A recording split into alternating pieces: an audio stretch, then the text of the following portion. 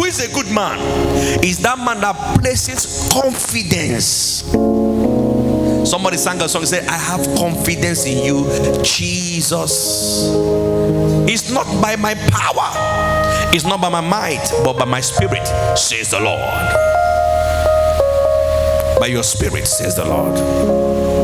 So as Christians, if we are to be considered as good men or good women, we have to learn to trust in the Lord with all our what? If heaven must consider you to be a good man, then therefore you have to learn to trust in the Lord, not in any man, not in any chariot. Am I talking here now? Trust in the Lord with all your hearts. In Proverbs chapter 3, verse 3 to 5, it says, trust in the Lord, trust in the Lord, trust in the Lord, trust in the Lord, trust in the Lord. Lean not in your own understanding. Proverbs chapter 3, verse 3 to 5. It says, by 5 to 6, Proverbs chapter 3, 5 to 6, in all your ways, it says, acknowledge the Lord. That brings us to the prophecy of the month. Then He will direct your path. There's a linking point, a meeting point between trusting and ordering steps. God can never order the steps of people who do not trust in Him. You get it now? God can never order the steps of that man who has refused to trust in God. God will never order the steps of that woman who have refused to put confidence, to place confidence in God. Woe unto him that put his trust in man. God is awesome. I've told us in this church that I have one principle of life that is guiding me, and I will never drop it. Love people, don't trust people. That is why no matter anybody does around me, I am not surprised. Nobody can take me unaware because I live my life with that consciousness. Love people, don't trust them. I don't trust anybody, but I love people. I will always love people, but I don't trust people. Jesus himself did not commit himself to all because he knew me. So there were people he did not commit himself to so that they will not break his heart. They will not disappoint me. Why? Because he knew all men. Even God himself. God could not commit himself to all because he knew all men. Am I talking here now? He knew all men. One of you here will betray me.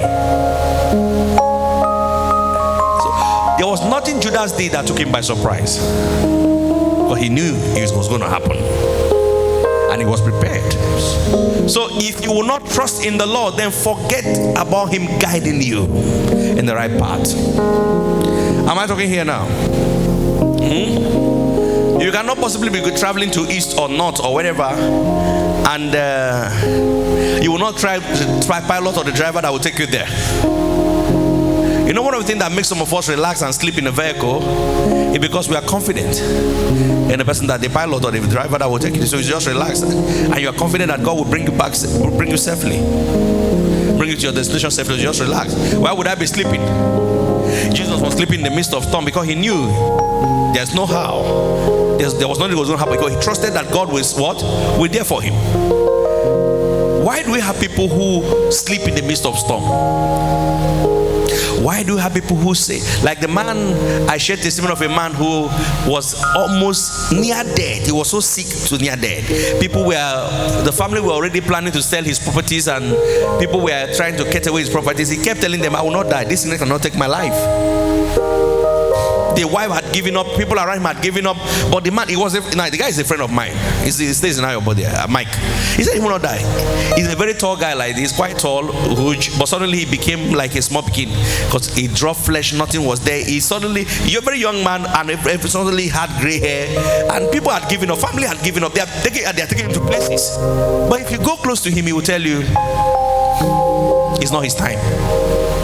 That he is so confident that God cannot allow this sickness to take his life. And God came through for him. If you see him now, he kept on making that confession. that this sickness cannot take my life. Can't. The day he came to greet me, say, if you see him now, which again, flesh again, normal. He has recovered. He's over 4 years now, and he's still counting and bouncing. Why? I know that this God will not allow this sickness. He trusted God, even when it didn't make sense. Even when it didn't make sense. You know, there's a way you will be talking about God. Doctor will say, shut up, this one is a fool. We know that nobody can survive this thing. And that is to tell you how foolish, how limited the knowledge of man is. Doctors will tell you, nobody has survived this case. This case has no name. It doesn't have a name. Nobody can survive it. Oga, go and prepare, the family prepare when the guy will soon die. Have you seen cases that they will tell the family that in the next 2 months the guy will go, and some of us are living this 8 years now? The knowledge of man is limited. You know the key? Do you know the key? Do you know the key? Trust. I trust God enough that you will not beg this year. See, when we say this thing will not happen, it's not as if you will go through challenges that will seem as if that thing will happen. You will go through challenges that will appear as if you are close to begging. But yet, sometimes God will test us. Sometimes He will allow us to be tested to know where we place our trust. God will permit us to go through tests sometimes to know where we place our trust. Sometimes God will permit us. There are some of you now, what you are going through now is just a test of time. Your attitude now matters. Your what? Your attitude, your confession, your disposition matters. I know God will come through. Just like Job would always say, I know that my Redeemer liveth. Even when the wife said, curse God, and the wife had given up, friends had given up on him, he said to them, I know that my Redeemer. He said, if a man die, shall he live again? If a man die, shall he live again? But all the days of my appointed time, say, I will wait until my change come. Why? I know that my Redeemer liveth.